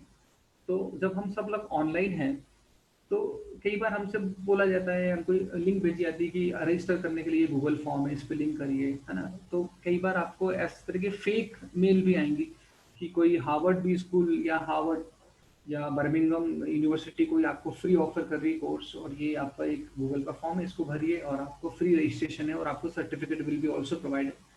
Please make sure before you click, please make sure before you enter any personal data on those forms. ये फिशी लिंक हो सकती है, आपका डेटा स्टिल किया जा सकता है, चुराया जा सकता है। So keep your software and operating system updated, never use unfamiliar use. केवल ऐसा नहीं कि ऑनलाइन से चीटिंग होगी, कोई आपका फ्रेंड कोई जो आपका फ्रेंड नहीं है और वो यूएसबी लगाता है आपके वहाँ सिस्टम पे, तो उस पर भी आप एक बार सतर्क रहें, उससे भी वायरस प्रवेश किए जा सकते हैं और मालवेयर डाले जा सकता है आपके पीसी में। तो कहीं अपने डेटा, कहीं पर डेटाबेस में कॉन्फिडेंशियल डेटा है, तो आप थोड़ा सा मेक श्योर करिए कि वो यूज ना हो पाए। Then keep security software update. हमारे पास ये माइक्रोसॉफ्ट कॉर्पोरेशन लिमिटेड पे आप जाएंगे तो गूगल पे जाके आप MSE टाइप करेंगे, माइक्रोसॉफ्ट इसेंशियल। ये विंडोज ऑपरेटिंग सिस्टम माइक्रोसॉफ्ट ने बनाया है, उन्होंने माइक्रोसॉफ्ट इसेंशियल नाम से एक टूल दे रखा है आपको फ्री ऑफ कॉस्ट। वो जाके आप अपने सिस्टम में डाउनलोड कर लीजिए, तो आपको बहुत सारे दूसरे अटैक से उससे बचाव होता है। इसेंशियल का मतलब है कि जो बहुत जरूरी है आपके लिए, एक तरह का टीका है, हम मान सकते हैं इसको। Vaccine for your PC, backup, and then the golden rule, take always backup of your data. At the time of adversity आप सिर पीटते रह जाएंगे, अगर आपका सिस्टम हैक हो गया, डेटा किसी कीमत पे नहीं आएगा। इसलिए every week, twice a week I would say, कम से कम हर हफ्ते अपने डेटा का बैकअप किसी और डिवाइस में या एक्सटर्नल ड्राइव में देते रहिए, ताकि कभी कोई रैंसमवेयर या कुछ अटैक होता है आपके पीसी पे, आपका सिर्फ एक हफ्ते का डेटा जाएगा, बाकी डेटा पूरा सेफ रहेगा। आपकी रिसर्च वर्क हो सकता है, रिसर्च पेपर हो सकते हैं, कोई न्यू इन्वेंशन हो सकती है, नोटिफिकेशन हो सकता है, बहुत सारे एफिलिएशन से रिलेटेड डॉक्यूमेंट्स हो सकते हैं, लीगल डॉक्यूमेंट्स हो सकते हैं, फाइनेंशियल स्टेटमेंट्स हो सकते हैं। तो वो सब चोरी किए हो सकते हैं या किए जा सकते हैं, तो आप बैकअप रखें उसका प्लीज। अगर ऐसा हो जाए तो क्या करना है? तो हम इंदौर को बिलोंग करते हैं, वी आर फ्रॉम इंदौर। सो ये कुछ हेल्पलाइन नंबर्स मैं स्क्रीन पे शो कर रहा हूँ इंदौर पुलिस के, ये मैं एक एक करके थोड़ा सा बताता हूँ आपको। अगर कोई साइबर से रिलेटेड फ्रॉड होता है, so you have 3 option. First, you suppose to go and consult to the local police station. आपका जो भी लोकल पुलिस स्टेशन है वहां पे कंसल्ट करिए। देखिए, PHQ पुलिस हेडक्वार्टर के द्वारा सारे थानों में व्यवस्था की गई है, at least dedicated staff of 3 person in each police station, कि वो साइबर के केस हैंडल करेंगे। One thing. If you could not find some help from police station, then on 3 police station there is one CSP office available. In each CSP office there is a dedicated staff of 3 person from each police station. हर थाने से एक constable, head constable, ऐसे 3 लोगों का staff हर CSP office में है, only to handle cyber related cases. आप वहां consult कर सकते हैं. Out of upper side of that CSP, we have additional SPs. In each additional SP's office, there are staff of 2 to 3 person dedicatedly, or 1 person is dedicatedly looking after the cyber related cases. तो आपकी वहाँ सुनवाई नहीं होती, आप additional SP भी जा सकते हैं. This is the hierarchy. First आपको लोकल पुलिस स्टेशन पे जाना है, वही इन्वेस्टिगेशन करेंगे जहां आप रहते हैं, जिस इलाके में आप रहते हैं. प्रथम विवेचना का अधिकार और कर्तव्य भी उनका ही, तो आपको वहां पर जाना है. अगर आप आउट ऑफ एमपी के बाहर हैं, इंदौर के नहीं है, तो हमारी एक हेल्पलाइन है, तो www.cybercrime.org पे आप जाइए, तो आप वहां से आप कंप्लेन लॉक करा सकते हैं. आपकी आइडेंटिटी भी कॉन्फिडेंशियल गोपनीय रखी जाएगी. वहां से फिर आप हायरार्की है कि जैसे आप www.cybercrime.org पर जाते हो, तो वो सेंट्रल में लॉक होती है. वहां से सेंट्रल हेल्पलाइन है वो पूरे देश की. वहां से स्टेट को आपके जो पुलिस हेडक्वार्टर भोपाल डीजीपी को आएगी, डीजीपी से फिर आपके जो लोकल आईजी को ट्रांसफर होगी. IG, it is up to him whether they supposed to transfer this complaint to a crime branch or additional SP level. तो फिर वही एडिशनल एसपी से पर वही हायर किया, एडिशनल एसपी सीएसपी को कहेंगे, सीएसपी से थाना और फिर विवेचना होगी. एमपी में कुछ होता है तो इंदौर में कुछ होता है, then also there is one helpline indorpolice.org पे आप जा सकते हैं, वहां पर भी जाके लॉक करा सकते हैं कंप्लेंट. पर साइबर केसेस में आई वुड प्रेफर कि आप लोकल पुलिस स्टेशन पे जल्दी जाइए, क्योंकि क्विक एक्शन वहीं से होगा. वहां से भी वही होगा, इंदौर पुलिस से पहले आईजी को जाएगी, आईजी से एडिशनल एसपी, फिर सीएसपी, फिर police. Ultimately that police station suppose to investigate. This is the idea behind this hierarchy. If you could find that आपका फ्रॉड कुछ बहुत ज्यादा इंटेंसिव है और बहुत ज्यादा उसका डेंसिटी बहुत ज्यादा, उसकी गहराई, उसकी संवेदनशीलता सेंसिटिव है, you could directly complain to this online app Citizen Cop.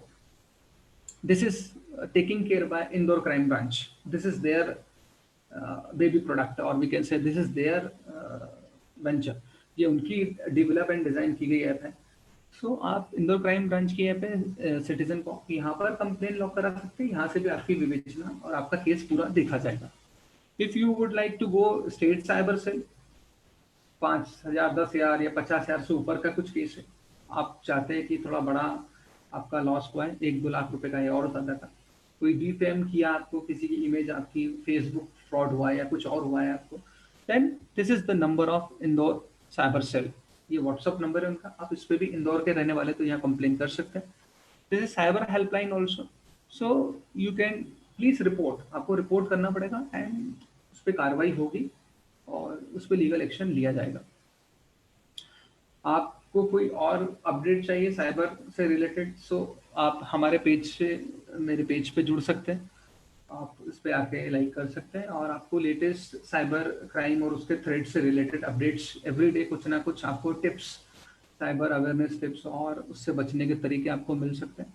तो हम लोग ट्राई करते हैं जैसे as and when we get a new update from the law enforcement agency, चाहे वो सेंट्रल गवर्नमेंट से आई हो, चाहे वो हमारे स्टेट गवर्नमेंट की हो या लोकल पुलिस ने कोई एडवाइजरी हो, तो हम उसको अपडेट करते हैं इस पे. तो आप यहाँ पर जाकर भी आप इसको देख सकते हैं और आपको अपडेट मिलते रहेंगे. So with this words I would like to conclude my session. और मैं क्वेश्चन आंसर के लिए श्री सर को बोलूँगा, क्योंकि मैं बोलता जाऊँगा. इससे अच्छा है कि आप कुछ और पूछना चाहते हैं, आप मुझे जीमेल भी कर सकते हैं, लिंक्डइन भी कर सकते हैं, फेसबुक और इंस्टा पे भी आ सकते हैं. My ID is same, Gaurav Rawal official. It's up to you Shri sir. Yeah, thank you so much, sir. It was very interesting and very appealing. Sir, I just request, can you share few more cyber-related crime, particularly on the social media, maybe like Facebook or WhatsApp-related crime, because the teenagers are more inclined to that particular platform. Right. So, can you share few more examples? Right. You have shared good examples of DMart and other one. Right. See सबसे पहले तो आपको ये जानना पड़ेगा कि this is your social accounts, all Yeah. Young aspirants. Social account है, आपके पर्सनल अकाउंट है। अब आपके who are your service provider, whether it is Instagram, whether it is Facebook and Gmail, these are all commercial companies. These companies never came India or here for social service. तो ये कोई company यहाँ पर समाज सेवा के लिए नहीं आई है। आपसे ना तो व्हाट्सएप ने, ना फेसबुक ने, ना इंस्टाग्राम ने कभी 1 रुपया भी चार्ज किया, नेवर। सो इन कंपनियों का बिजनेस कैसे जनरेट होता होगा? आपने कभी इनका बिजनेस, अपन एक समझते हैं कि कोई कंपनी जिसने पैसा लगाया वो भारत में आई, वो किसी क्लाइंट से सर्विस देने के लिए ना तो जीमेल ने आपसे 1 रुपया मांगा, ना फेसबुक ने मांगा, ना व्हाट्सएप ने मांगा, ना इंस्टाग्राम ने मांगा। ये कंपनियां फिर बिजनेस कहाँ से करती होगी? आपको ना तो व्हाट्सएप पे कोई ऐड आता है, फेसबुक पे कोई ऐड नहीं आता है, आपके पास इंस्टाग्राम पे कोई ऐड नहीं आता, आप पे जीमेल पे कोई ऐड नहीं आता, आता भी है तो स्पैम में आप डिलीट कर देते उसको। तो फिर ये कंपनियां पैसे कहाँ से कमाती होगी? आपने कभी सोचा नहीं? क्या इनकी इनकम का सोर्स होगा आपसे? आपको फ्री सर्विस क्यों दे रही? Because the moment you click on their account, I agree, you are telling to them, whether it is Gmail, whether it is Insta, whether it is Facebook, whether it is LinkedIn or any other, that you are agree that your data will be or maybe can be shared to anyone anywhere in the world. इसका मतलब क्या है? जिस क्षण आपने ये account create किए, उस क्षण जब कंपनी ने आपसे पूछा आई एग्री फाइनल, तब उसका मतलब था आपने ये कहा कि मेरा डेटा, चाहे वो मेरे फोटोग्राफ्स हो, मेरा ऑडियो हो, मेरा वीडियो हो, मेरे फैमिली फोटोग्राफ हो, मेरे बिजनेस फोटोग्राफ हो, जो भी मैं फेसबुक पे, इंस्टा पे, जीमेल पर, लिंक्डइन पे डाल रहा हूँ, वो कहीं भी कभी भी पूरे विश्व में किसी से भी शेयर किए जा सकते हैं। आपने खुद ने बोला है। नहीं तो मेरे से एक क्वेश्चन पूछा बच्चे ने कि सर आप बता रहे हो डेटा ब्रीचिंग होती है, फेसबुक से डेटा चोरी होता है, फेसबुक हमारा डेटा चोरी करता है, तो कोई इसके खिलाफ केस क्यों नहीं करता? क्योंकि फेसबुक ने तो आपसे पहले ही पूछा डू यू एग्री।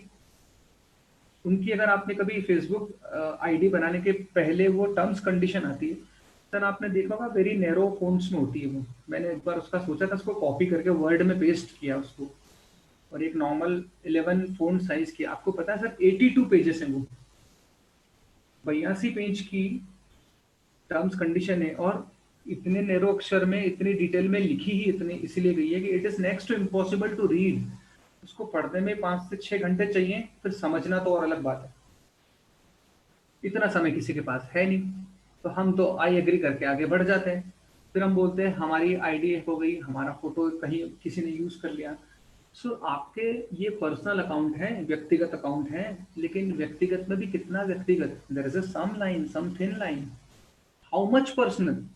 अब आप अपना बेडरूम पूरा शेयर करोगे फेसबुक पर, फेसबुक लाइव में, और आपको तो फेसबुक से पहले ही आप करार करके ही बनाए, आईडी बनी इसी बेस पे कि आपका डेटा शेयर किया जा सकता है, तो आप तो कभी केस कर ही नहीं सकते फेसबुक पे। तो आपको थोड़ा सा ध्यान रखना है कि ये जितनी भी साइट्स हैं ये कमर्शियल साइट्स हैं, आपसे डेटा मांगती है, वन थिंग। सेकंड, ये कभी नहीं बोलती कि डेटा ऑथेंटिक होना चाहिए। ऑथेंटिक का मतलब ये नहीं कि फ्रॉड आईडी बनाई, लेकिन जैसे मेरी डेट ऑफ बर्थ 5 जनवरी है, तो मैं 5 जनवरी नहीं लिखता हूँ फेसबुक पे, क्योंकि फेसबुक मेरा आधार कार्ड नहीं बना रही है, फेसबुक मेरा राशन कार्ड, मेरा पैन कार्ड नहीं बनाने बैठा है। वो मुझसे पूछेगा नहीं कि नहीं आपका साहब मिसमैच हो गया, आधार में कोई और डेट थी आपकी, 10th की मार्कशीट में कुछ और DOB आपकी। तो मैं कभी अपनी एक्चुअल डेट ऑफ बर्थ नहीं डालता हूँ। आपको कभी एक्चुअल डेट ऑफ बर्थ नहीं डालना है, आपको कभी एक्चुअल डेट ऑफ ईयर के डालने की कोई बाउंडेशन नहीं। 1 साल आगे, वैसे मैं यूजुअली बोलता हूँ जितनी गर्ल्स है वो 2 साल पीछे का ईयर डाल दीजिए, आगे का सॉरी, और बॉयज पीछे का डाल दीजिए। डेट भी ऐसे 1 दिन की 2 दिन की आगे पीछे करके डालना है। इसका फायदा क्या है? देखिए, जब भी कोई फेसबुक अकाउंट हैक होता है, मैंने बताया था जो पासवर्ड क्रैक सॉफ्टवेयर करते हैं, सॉफ्टवेयर भी कहाँ से करते हैं, उनके पास आपके सोशल अकाउंट्स होते हैं। उस सोशल अकाउंट्स में उन्होंने खोला है doctor Shirish Podwal, actual date of birth लिखी है, एक्चुअल उनका डे लिखा है, ईयर लिखा है, रेसिडेंस का एड्रेस भी एक्चुअल है, उसमें ये भी लिखा है एक्चुअल कि उनकी लाइकिंग क्या है शिरीष पोरवाल सर की, उसमें ये भी लिखा है शिरीष पोरवाल सर की डिसलाइकिंग क्या है, उनको कौन सा नॉवेल अगाथा क्रिस्टी पसंद है या हैरी पॉटर पसंद है, उसमें ये भी लिखा है उनकी बेस्ट मूवी या जो उनका जो फेवरेट मूवी या फेवरेट एक्टर एक्ट्रेस कौन है।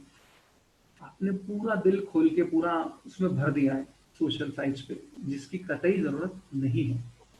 Use your prudence, use your vice mind.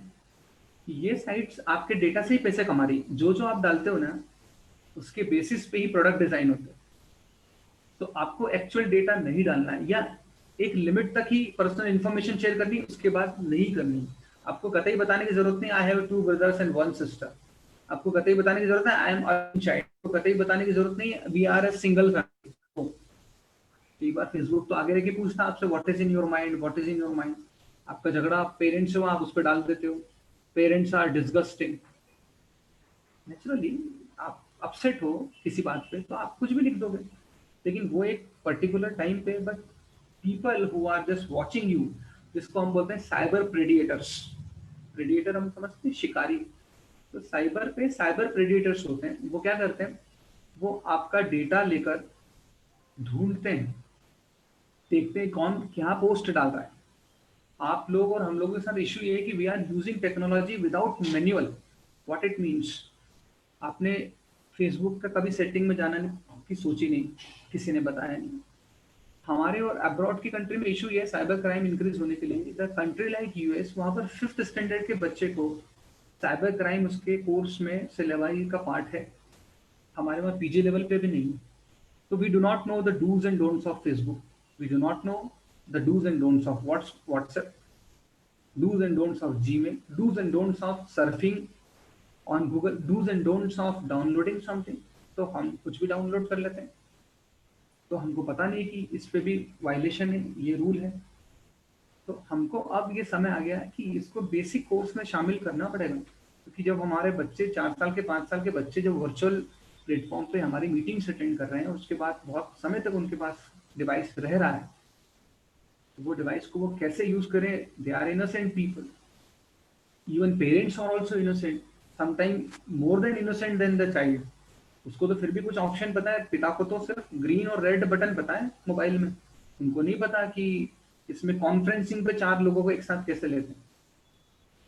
So this is the time to make a cyber drilling in each and every institution, organizations, companies, social groups, societies, to make people more proactive. हमको नियम तो पता हो, आपको पता है Facebook पे ID बनाने के लिए 13 वर्ष की उम्र है निश्चित की। अगर आप उससे कम के हैं तो इट इज ऑफेंस। तो आप कैसे करेंगे? तो आपको थोड़ा सा नियम तो मैं चाहूंगा कि थोड़ा सोशल मीडिया पर सारी जानकारी ना डाली जाए। पहली बात, एक्चुअल डेट ऑफ बर्थ ना डाली जाए, अपनी फैमिली की इंफॉर्मेशन ना डाली जाए। और नेचुरली जब हम फोटो भी शेयर कर रहे हैं तो ये तो मुझे अपने माइंड यूज करना है ना कि ठीक है मैं अपने बच्चों के साथ मेरे फोटो डाल सकता हूँ, लेकिन किस तरह के, वो भी तो मुझे देखना है। Got it? Shirish sir, next question. Yes, sir. This question from second year student Aparna Pathak. It's also regarding the social media security. She is asking if someone has logged in to his Facebook account from a different device and forget to log out, is it possible that the owner of the device can use the person's account, since the Insta account is logged through Facebook? I hope you understand this. Yes. Okay, sir. What you need to do, that go to your logins in Facebook पे हमारे पास एक setting होती है। अगर मैं इस पे demonstrate करके बताऊं तो आपको बता भी सकता हूँ। आप जब फेसबुक में अकाउंट्स पे जाएंगे, मैं जाऊं? Yeah, that will be more clear. Yes. I'll just suppose नया टैब खोलता हूँ।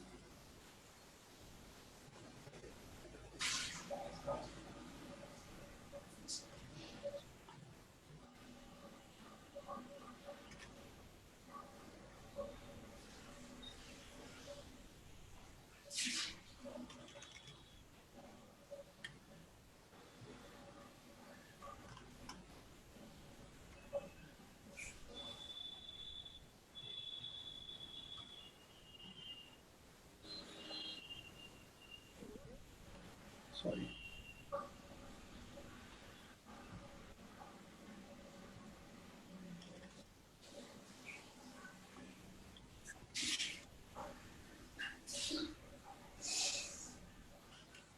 This is my, suppose this is my Facebook page. I need to know who is login with me, मतलब with my account, and in कितने device में मेरा account login है. तो यहाँ ये कॉर्नर पे आप देख रहे हैं फेसबुक के, यहाँ पर इस कॉर्नर पे मैं क्लिक करूंगा, देन ये एक सेटिंग का ऑप्शन है, आपको यहाँ पर जाना है. Everybody please listen and then see carefully. यहाँ पर जाकर आपको यहाँ पर लिखा है सिक्योरिटी एंड लॉगिन, राइट. आप सिक्योरिटी और लॉगिन पर जैसे क्लिक करेंगे then you will get this list. यहाँ पर आपको सी मोर पे क्लिक करना है सिक्योरिटी एंड लॉगिन के बाद. देन यहाँ पर अब वो मुझे बता रहा है कि ये 4 डिवाइस में मेरी आईडी लॉगिन है. नेचुरली एक मेरा डेस्कटॉप होगा, लैपटॉप, दूसरा मेरा मोबाइल, तीसरा ये 2 लिनोवो. अब मुझे पता है कि ये लिनोवो मेरे घर के बच्चे का ही डिवाइस है, ये Xiaomi मेरे घर का ही डिवाइस है, ये भी डिवाइस मेरे घर का है, और ये पीसी. अगर यहाँ पर मुझे दिखता है कि अननोन कुछ है तो what I need to do, मुझे यहाँ पर जाना है और सबको लॉग आउट कर देना एक एक करके. इसका फायदा ये होगा कि सारे डिवाइस से मेरा अकाउंट लॉग आउट हो जाएगा. अब मुझे जब लॉग इन करना है तो मुझे तो अपना पासवर्ड पता ही है, तो यहाँ से इसके थ्रू कई बार हम लोग अननोन प्लेस पर जाते हैं, स्पेशली जब हम वर्कशॉप सेमिनार के लिए आउट ऑफ जाते हैं आउटडोर, तो कई बार हमको किसी दूसरे का पीसी, लैपटॉप, डेस्कटॉप यूज करना पड़ता है. Some time automatically password save हो जाता है. सो यहाँ से लॉगिन जैसे हम लॉग आउट कर देंगे, और लॉग आउट करने के बाद दूसरा आपको एक और चीज करना है कि लॉग आउट करते से ही सबसे पहले ये यहाँ से तो सारे डिवाइस लॉग आउट कीजिए और अपना पासवर्ड बदल दीजिए, ताकि अगर कोई पर्सन को आपका पासवर्ड पता भी हो, सेव भी हो गया हो, तो वो अगली बार आप यहाँ से लॉगिन नहीं कर पाएगा. Anything else Shirish sir? Yes, sir. There are a few questions. Yes, थोड़ा समय की कमी है पर हाँ आप करिए please. Yes, sir. Is net banking is safe and means the chip involved in ATM cards? Net banking is safe until unless you are using the application provided by the bank. Okay. जैसे okay. IDBI की bank है, IDBI का bank जो app application देता है उसके through करिए, safe है. अगर आप वॉलेट के थ्रू करेंगे then it is risky. Yeah. There is a question from Shivam Dubey. He's asking how much this Google Pay and Paytm, these portals are safe? See, these are the wallets, UPI wallets we Okay. can say. There are 100 UPI wallets available. Even BMAP is also there. PhonePe, Google Pay, but these are not at all safe, because what we observed in the out of this Okay. studying these cases, कि once your device will be hacked, ये इनके Yeah. Through ज्यादा fraud हो रहा है और इनके सबके सर्वे बाहर है. Okay, yes, yes. Similarly, another student asks, what is account coupling? Is it safe or? The same thing is that Okay. coupling करने में ध्यान रखना पड़ेगा डिवाइस किसके पोजीशन में. Okay, yes. See, if I am Okay. coupling this account with my son or daughter, it is safe. But if that device is on position of another fellow, which is not reliable, then it will be difficult for me. Okay. Sir, you discuss about the gambling in particular at the beginning of this lecture. But in few countries like in Europe, particularly in England, the gambling is legal. So, and even in these leisure days, people are involved in rummy and all this online rummy. So, how these portals are harmful? Can you elaborate this? Same, I'm telling you. These are platform are third-party platform. Third party means party one is one who is developed that software. Party two, if a legal copy I am using. Third party means a cracked software. So the intention of this all sites is not to make you comfortable. They are providing much services to make your confidence, but ultimate Yeah. goal is to steal your data. So it is Yeah. highly vulnerable because this online. Okay. There's the same case with the PUBG game also. Yes. Most of the people are thinking it's a game. It's not a game, it's an application. Meanwhile, you are talking, you are playing, your voice is heard by someone. And it is a software for surveillance. Okay. You can trace the person that where it is situated. Actually, it is your location device. If it is enabled that anyone can trace you where you are situated and any crime committed with you with the help of this location tracing. So So, I sir, would yes, yeah, please carry on. I would suggest in Facebook also please हमारे पास we all are having that Android phones. Please do Yeah. one thing, just go to the camera setting of all the Android phones and Yeah. off the geolocation and geo tagging, because by default in all Android phone it is enabled. What will happen Okay. if somebody is clicking for photo through that mobile and that if geo tagging is enabled, anyone can download that photo if immediately you are posting on your wall or your Facebook account, and Yeah. go to the property of that photo and copy that property and paste it in Google Earth, and they may find out your longitude and latitude geolocation. By this, especially girls, please be aware. This is the case. It was a case. Yeah. Later we will discuss. Abhi to we are running short of time. Okay, We'll sir. discuss the case of Switzerland. This happened with the one girl. Okay. So, sir, all the answers are very satisfying, and it was very good session. And for vote of thanks, I request our coordinator, Dr. Nayak sir, to give the vote of thanks. Dr. Nayak sir, please. Shirish ji, Yeah. मैं Rawal sir से एक और question करना चाहता हूँ। एक हमारे please. एक स्टूडेंट ने पूछा है कि Yes, जो सोशल साइट पे आपने जो ओरिजिनल जो इंफॉर्मेशन देने के लिए आपने रोका है, उसके पीछे क्या मिसयूज कर सकते हैं, जैसे ओरिजिनल डेटा ऑफ बर्थ है या Sir, let us take example of Shirish sir. मुझे शिरीष सर के साथ फ्रॉड करना है. शिरीष सर ने अपने डेट ऑफ बर्थ एक्चुअल डाल रखी फेसबुक पे, वो मेरे फेसबुक फ्रेंड हैं. मुझे क्या करना है, फेसबुक से उनकी डेट ऑफ बर्थ उठाना है, इनकम टैक्स डिपार्टमेंट की साइट पे जाना है. इनकम टैक्स डिपार्टमेंट की साइट पे मुझे पैन कार्ड की कलर्ड फोटोकॉपी चाहिए. वो मुझसे सिर्फ 2 चीज मांगता है, पोरवाल शिरीष और date of birth. Porwal Shirish तो मुझे पता है, surname and name. Date of birth मैंने फेसबुक से उठाई, मैंने डाली. अब शिरीष सर का मेरे स्क्रीन पे पैन कार्ड खुल गया. मुझे उस पैन कार्ड की कलर्ड फोटोकॉपी निकालनी है. इनके फोटो की जगह अपना पासपोर्ट साइज फोटो लगा के एक और कलर्ड फोटोकॉपी निकालनी है. अब फोटो मेरा, पैन कार्ड किसका? शिरीष सर का. अब ये पैन कार्ड की फोटोकॉपी लगा के मैं एमपी डोमेसाइल का सर्टिफिकेट बनवा सकता हूँ, मूल निवासी का प्रमाण पत्र. अब मेरे पास पोरवाल सर के नाम का डोमेसाइल भी है, पोरवाल सर के नाम का पैन कार्ड भी है, जिसमें फोटो मेरी लगी दोनों में.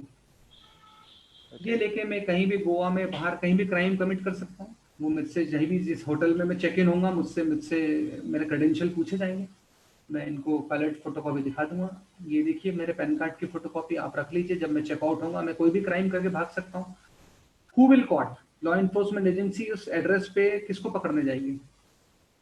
There is a process of investigation की बाद में पता चलेगा कि वो शिरीष सर नहीं थे, बट मैं तो नहीं पकड़ा जाऊंगा. This is the beginning. कहाँ से इसकी? फेसबुक से. So that is the reason. Sir एक और क्वेश्चन ये था कि जैसे हम लोग गूगल प्ले स्टोर से या कहीं से ऐप कोई डाउनलोड करते हैं और वो हमसे परमिशन मांगता है कि allow photos, allow video, allow data, ये इसमें मतलब कहाँ रुकना चाहिए या क्या अलाउ करना चाहिए, क्या नहीं करना चाहिए? सर मैं वही बोलूंगा कि जितनी भी थर्ड पार्टी ऐप है, ट्रू कॉलर आपसे मांगता है, आपसे कैम स्कैनर मांगता है. कैम स्कैनर का तो इंडियन गवर्नमेंट ने भी मना किया है कि कैम स्कैनर चाइनीज ऐप है, इसको बंद करें, इसको ना यूज करें. और अब ट्रू कॉलर देखिए, ये ऐप जब आए थे ये एक तरह की फैसिलिटी थी, बट अब ये कर्ज बन गए. ट्रू कॉलर इसलिए आया था कि हम पता कर पाए किसी का मिस कॉल है, तो कि शिरीष सर वॉज ट्राइंग कोई नए नंबर से, लेकिन वो उनका ही नंबर है, मुझे नहीं पता है. तो मैं रिलेट कर सकता हूँ कि अच्छा हाँ ये शायद मुझे। पर अब तो क्या हो गया कि ट्रू कॉलर पे नाम ही मैं फ्रॉड रजिस्टर करता हूँ, मैं इंदौर डीआईजी के नाम से अपना नंबर रजिस्टर कर लूँ, तो अब तो उसकी प्रासंगिकता रेलेवेंसी खत्म हो गई ट्रू कॉलर की, क्योंकि अब तो there is a lots of fraud options available. मैं अपना नंबर शीर्ष सर के नंबर से ट्रू कॉलर पे सेव कर देता हूँ, फोन किसी को भी करूंगा नंबर उनका फ्लैश होगा। सो जितनी भी थर्ड पार्टी ऐप हैं, ये इंटेंशन इनका फैसिलिटी देना नहीं, इनका इंटेंशन ही, इनका बिजनेस ही आपके डेटा से चलता है। और फिर आपके क्रेडेंशियल अगर चोरी होते हैं तो कोई भी ऐसी ऐप जो आपसे फोटो गैलरी एक्सेस करने की बात करती है, आपके कॉन्टेक्ट एक्सेस करने की बात करती है, ट्रू कॉलर को अपने को यही बोलना है कि आपको मुझे फैसिलिटी देना हो तो दो, मेरे कॉन्टेक्ट में आपका क्या इंटरेस्ट है। अभी हमने एक इन्वेस्टिगेशन पाया था, 12 लाख यूजर का डेटा पकड़ा है अभी डार्क वेब पे ट्रू कॉलर का, 12 lakhs। तो डेबिट क्रेडिट कार्ड के डेटा भी डार्क वेब पे ऐसे ही जाते हैं, ये थर्ड पार्टी ऐप आपका सेल कर दे रही है डेटा, क्योंकि फ्री ऑफ कॉस्ट दे रही है। फ्री ऑफ कॉस्ट कुछ नहीं है, आपका डेटा बेच के पैसा कमा रहे हैं। तो ऐसी कोई भी ऐप यूज करने से बचें, लीगल ऐप यूज करें, जब तक जरूरत ना हो ऐसी ऐप यूज ना करें। Sir, another last question, I believe. The teenagers are downloading app from internet, not from Play Store. Is there any difference? Some people say that it is harmful to download app from internet, particularly on laptop or like this. नहीं ठीक है, if they are downloading that app, that is not an issue, but if that app is accessing, wants to access your permission, want to sync your account, what it means, sync का मतलब ही वही है। Okay. इनका मतलब है कि मैं उधर से उठा लूंगा सारी इन्फॉर्मेशन, आपसे एक एक चीज नहीं पूछ रहा हूँ। Okay. Okay, sir. तो ultimate goal is to steal your data, simple. Okay, so I request our coordinator, Dr. Pradeep Pradeep, Chauhan, sir. sir, to give the vote of thanks. Please, sir. Thank you Sharif ji. Okay. First मैं बहुत बहुत धन्यवाद करना चाहूँगा mister गौरव Rewal sir को, कि उन्हें बहुत ही कंसाइज रूप में और बहुत ही शार्ट रूप में जो है बहुत ही बढ़िया तरीके से है साइबर सिक्योरिटी और सेफ्टी के बारे में हमारे छात्रों को और हमारे टीचिंग स्टाफ को और जो पार्टिसिपेंट थे उनको बताया। बहुत ही अच्छे क्वेश्चन और भी बहुत सारे पुटअप हो रहे थे, लेकिन समय का भी अभाव है। तो मैं मिस्टर गौरव रेवाल सर को जो है बहुत बहुत धन्यवाद देना चाहूँगा कि उन्होंने जो है इतने कम समय में बहुत ही अच्छा जो है हम लोगों को जानकारी दी। और इसी संदर्भ में हमारे प्रधानाचार्य महोदय डॉक्टर सतीश चंद्र शर्मा सर का भी मैं बहुत बहुत धन्यवाद देना चाहूँगा कि उनने जो है इस प्रकार के आयोजन के लिए हमें अनुमति प्रदान की। डॉक्टर श्री श्रीवास्तव सर का भी मैं बहुत बहुत धन्यवाद करना चाहूँगा कि उनने इस प्रकार का जो है मोटिवेशनल जो था बच्चों के लिए भी और हम लोगों के लिए भी एक नई चीज़ थी। हम लोग भी बहुत सारी ऐसी चीज़ों के लिए अनभिज्ञ थे, तो मैं डॉक्टर श्री सर का भी बहुत बहुत धन्यवाद करना चाहूँगा। डॉक्टर APS चौहान सर का भी मैं बहुत बहुत धन्यवाद करना चाहूँगा। डॉक्टर SK नायक सर जो हमारे जो है कोऑर्डिनेटर हैं इस पूरे सेमिनार के, उनको भी बहुत बहुत धन्यवाद करना चाहूँगा। और अंत में मैं उन सभी पार्टिसिपेंट का भी धन्यवाद करना चाहूँगा कि उनने जो है इतने अच्छे उसमें जो है समय निकाल करके साइबर सेफ्टी और सिक्योरिटी पर जो है एक वेबिनार जो हम अष्टांग आयुर्वेदिक महाविद्यालय में आयोजित किया उसमें जो है हमने भाग लिया। बहुत बहुत धन्यवाद।